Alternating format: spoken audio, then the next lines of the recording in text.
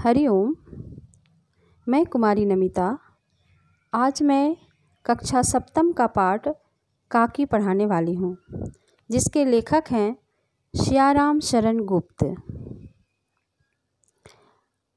प्रस्तुत कहानी बहुत ही मार्मिक कहानी है।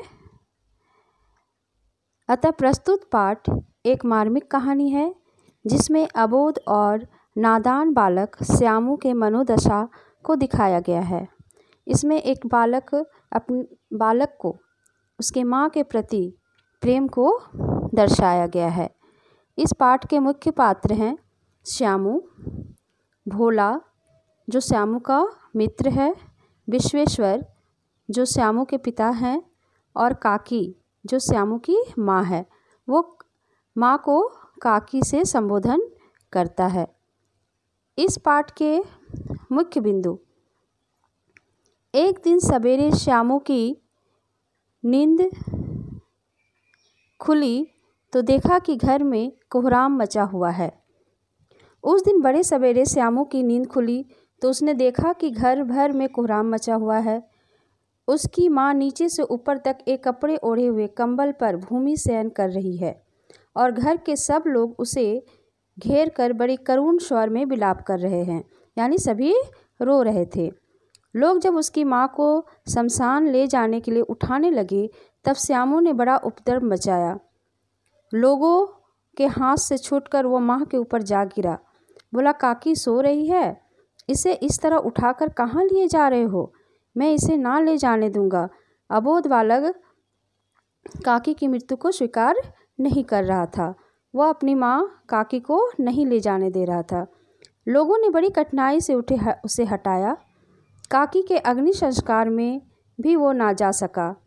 एक दासी राम राम करके उसे घर पर ही संभाले रही। दूसरा बिंदु है, यद्यपि बुद्धिमान लोगों ने विश्वास दिखाया कि उसकी काकी मामा के यहाँ गई है। वहाँ बहुत सारे लोग थे, कुछ बुद्धिमान लोग भी थे। उन्होंने उस बालक को समझाया। लोगों ने बड़ी कठिनाई से उसे हटाया। काकी के अग्नि संस्कार में भी वो ना जा सका। एक दासी ने उसे संभाला। यद्यपि बुद्धिमान गुरुजनों ने उसे विश्वास दिलाया कि उसकी काकी उसके मामा के यहाँ गई है, परंतु वह बात उससे छिपी ना रह सकी कि काकी और कहीं नहीं, ऊपर राम के यहाँ गई है, यानी भगवान के यहाँ गई है। काकी के लिए कई दिन लगातार रोते रोते उसका रुदन तो धीरे धीरे शांत हो गया, परंतु शोक शांत ना हो सका। श्यामू जो है अपनी माँ के लिए लगातार रोता रहा, लेकिन उसका रोना जो है धीरे धीरे शांत हो गया, लेकिन अंदर का जो शोक है अंदर, वो कभी शांत नहीं हुआ। वो प्रायः अकेला बैठा बैठा शून्य मन से आकाश की ओर ताका करता था। हमेशा बैठकर कभी कभी अकेले आकाश के शून्य को वो देखा करता था। एक दिन उसने ऊपर एक पतंग उड़ते देखा। उसका हृदय एकदम खिल उठा। तीसरा बिंदु में है, एक दिन उसने ऊपर एक पतंग उड़ते देखा, उसका हृदय एकदम खिल उठा। उसने रोज़ की तरह उस दिन भी वो बैठा हुआ था और शून्य आकाश की ओर देख रहा था। एक दिन उसने ऊपर एक पतंग उड़ती देखी। ना जाने क्या सोचकर उसका हृदय एकदम खिल उठा। पिता के पास जाकर बोला, काका मुझे एक पतंग मंगा दो, अभी मंगा दो। पत्नी की मृत्यु के बाद से विश्वेश्वर बहुत अनमने से रहते थे। अच्छा मंगा दूंगा कहकर वे उदास भाव से और कहीं चले गए। पतंग को देखकर श्यामू के मन में कुछ इच्छा जागी और वो अपने पिता विश्वेश्वर के पास जाते हैं और पैसे मांगते हैं पतंग के लिए। लेकिन उसके पिता भी पत्नी की मृत्यु से वो बहुत दुखी रहते हैं, अनमने रहते हैं, इसलिए वो भी बोलते हैं ठीक है मैं दिला दूंगा, और वे कहीं बाहर निकल जाते हैं। उसे पतंग पाने की इच्छा हुई। चौथे बिंदु में है, उसे पतंग पाने की इच्छा हुई।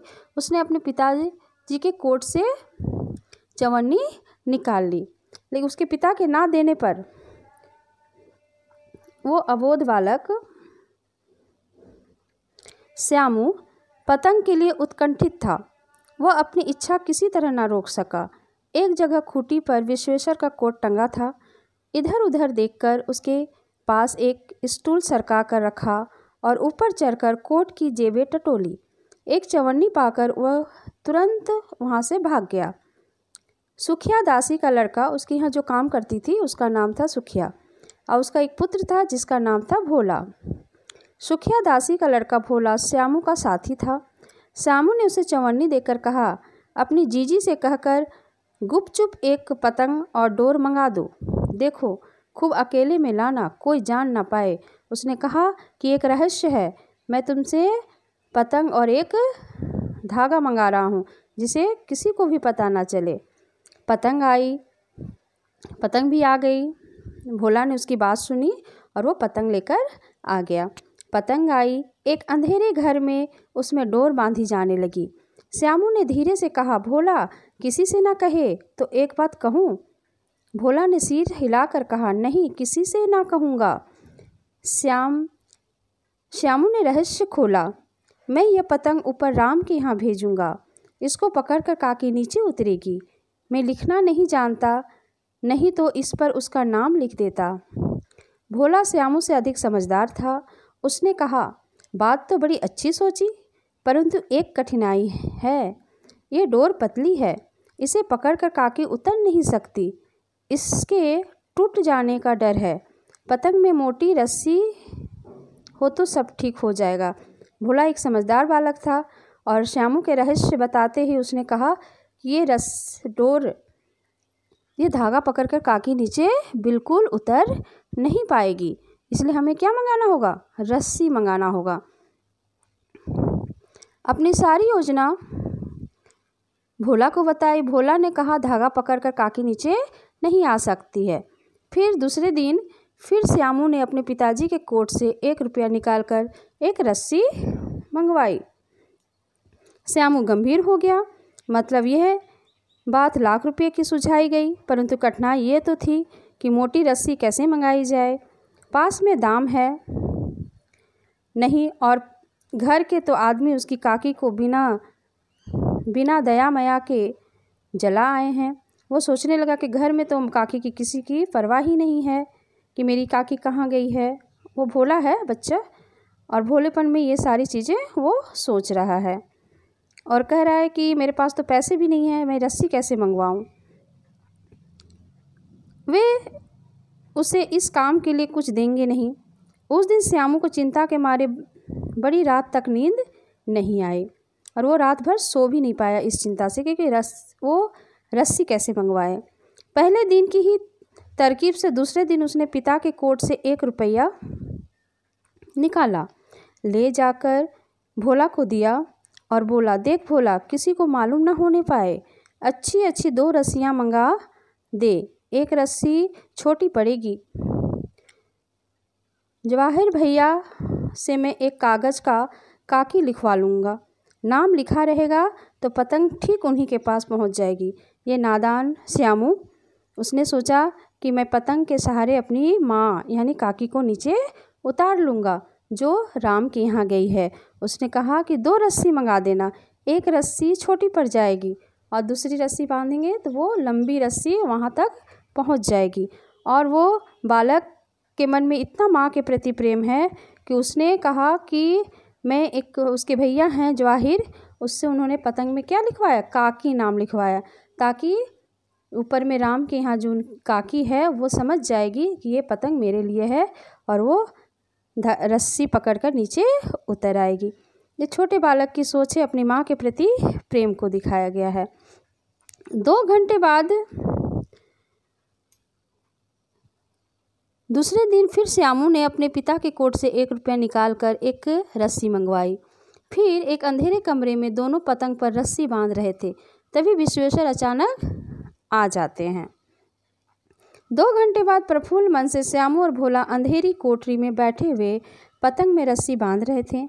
अकस्मात उग्र रूप धारण लिए विश्वेश्वर शुभ कार्य में विघ्न की तरह वहां जा घुसे।